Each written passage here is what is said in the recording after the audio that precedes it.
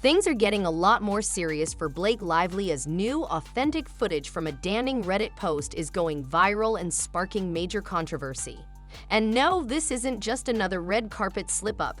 This is evidence that could completely dismantle her victim narrative once and for all. It certainly doesn't support her narrative that he was this evil, brutal, bully, sexual harasser, and poor little meek, powerless Blake just had to deal with his aggressive advances. That's just so obviously a lie. If you clicked on this video, you're probably already caught up in the Blake Lively versus Justin Baldoni saga. The legal battle between them has been making headlines, lawsuits filed, accusations thrown, and a public war that's only intensifying.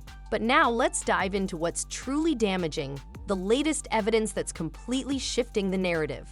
Blake Lively made this a high-profile legal fight the moment she published that explosive article about Justin Baldoni in the New York Times. Since then, every private text message from both sides has been dragged into the spotlight for everyone to scrutinize. It kind of passed. It was over. But like a lot of thin-skinned Hollywood types, she couldn't stand the fact that it was still lingering in any way out there. But it's what the world hasn't seen yet that could deliver the final blow to Blake Lively. It's what happened behind the scenes when Blake thought no one was watching, except, unfortunately for her, someone was. We're talking about leaked footage that reveals a very different dynamic between Lively and Justin Baldoni than the one she's been portraying in court. And here's where things get really interesting.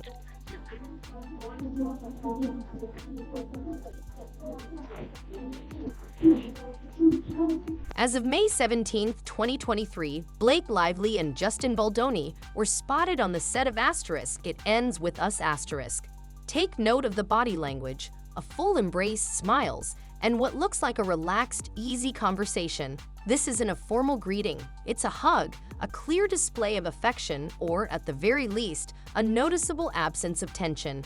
Now, compare that to the reported 30 demands allegedly made by Blake Lively's team during filming, demands that reportedly focused heavily on establishing strict intimacy boundaries on set. She certainly doesn't appear to be a distressed victim trapped in an uncomfortable situation. Work environment. This intimacy coordinator says, quote, "From reading their text messages, I do sense that at one point there was genuine affection between them and what felt like friendship.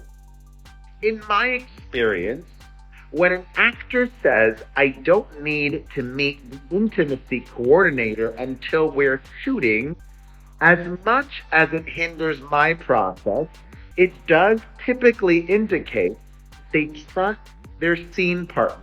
And Justin Baldoni's lawyers, that likely seize on this footage if it's presented in court, arguing that it undermines Lively's credibility. They'll highlight the hug, the smiles, the apparent ease between them, and ask, does this look like a victim of harassment? Does this resemble a hostile work environment? Absolutely not. We don't yet have Blake Lively's explanation for this hug, and we don't know what she'll testify in court.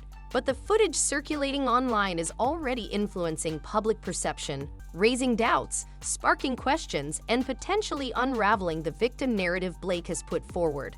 And unfortunately for Blake, there's more. Remember all the chaos surrounding that infamous rooftop scene while filming It Ends With Us? For those unaware, it's the scene Ryan Reynolds allegedly rewrote without consulting the producers or the rest of the cast and crew, leaving everyone blindsided. And actually, your husband Ryan Reynolds wrote part of that rooftop scene. Is that true? Yeah, that's, I mean, I would have to compare it to the original one, but that's 90-something, 99% his. Yeah, he So the iconic rooftop scene in this movie, my husband actually wrote it. Nobody knows that, but you know. It's that same infamous scene that Justin later claimed he was bullied into accepting the changes by none other than Blake's two powerful allies, Ryan Reynolds and Taylor Swift. According to Justin, their influence was impossible to ignore, and he felt cornered into agreeing to the rewrite. The fact that two of Hollywood's biggest names were allegedly involved only adds more intrigue and tension to this already explosive legal battle.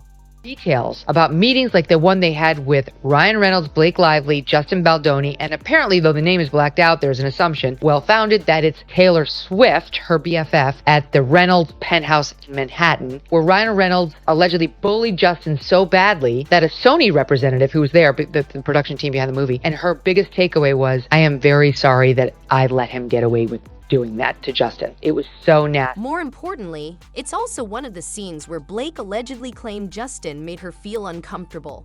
But here's the kicker. Brand new, never before seen behind-the-scenes footage of that exact rooftop scene has just surfaced.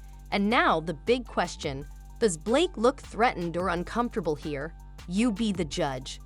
This video that's been leaked that is on Reddit showed that Blake Lively was laughing and having a good time, and no one could really see that there's anything off The here. evidence against Blake just keeps piling up. These videos alone are enough to leave anyone stunned, but brace yourself, because what's coming next might be the most damaging yet. Blake Lively's own words, captured in a Reddit post, and it's a self-inflicted wound she may never recover from. This isn't a film about domestic violence. It's a film that covers a lot of things, from first love to being an entrepreneur and opening your first shop and having all your dreams come true, to falling in love, to finding a new best friend. With domestic violence, you don't hear all of those things in one place. You heard that right. Blake Lively herself stating, "This is not a film about domestic violence." That's Blake Lively, the star and executive producer of It Ends With Us, making it crystal clear that the movie isn't about the issue many assumed it would be tackling. Let's break this down. For months leading up to the film's release, everything from marketing campaigns to interviews and Blake's own social media seemed to frame the story as one about a woman escaping an abusive relationship. Fans connected deeply with the book's portrayal of DV, expecting the film to honor that narrative. But Blake didn't just downplay the DV aspect. She outright dismissed it, saying the movie isn't about DV at all. And if that wasn't enough, she doubled down by adding, "She isn't defined by anything a man did to her." It's a bold statement that's already sparking outrage and confusion among fans who felt missiled. It's a film about a woman because she's not defined by anything any man did to her. That statement, to many, seems to fundamentally misunderstand the nature of domestic violence. The real question here is, how can she hug someone she's accusing of all of this and then turn around and say this isn't a film about DV? It's starting to look like she's more focused on clearing her name than addressing the issues at hand. She's a serial fraudster. That's called fraud. When you pretend you want to do the one thing and you'll do the thing they're hiring you for, but all along you have secret plans to do something very, very different that's above your pay grade. So we're left with a clear contradiction. Blake Lively seems to downplay or even outright deny the domestic violence theme in a film that was widely understood to focus on that very issue. This contradiction, captured in her own words, is now fueling an online firestorm. It's not just a PR disaster.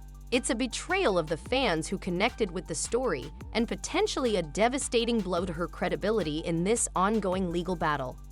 However, these new clips aren't the first damaging evidence to surface against Blake. Similar footage has previously made its way into the spotlight, undermining many of her claims.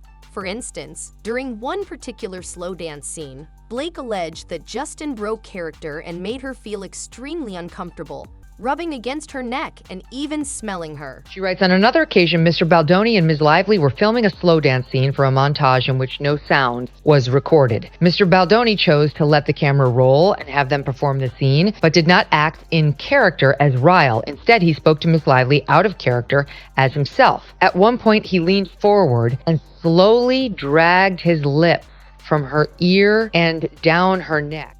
However, little did Blake know that an unedited version of the scene exists, clearly showing her to be the one in control. In the footage, it's evident that Blake directed Justin, telling him what to do, completely contradicting her earlier claims about feeling uncomfortable and powerless during the scene.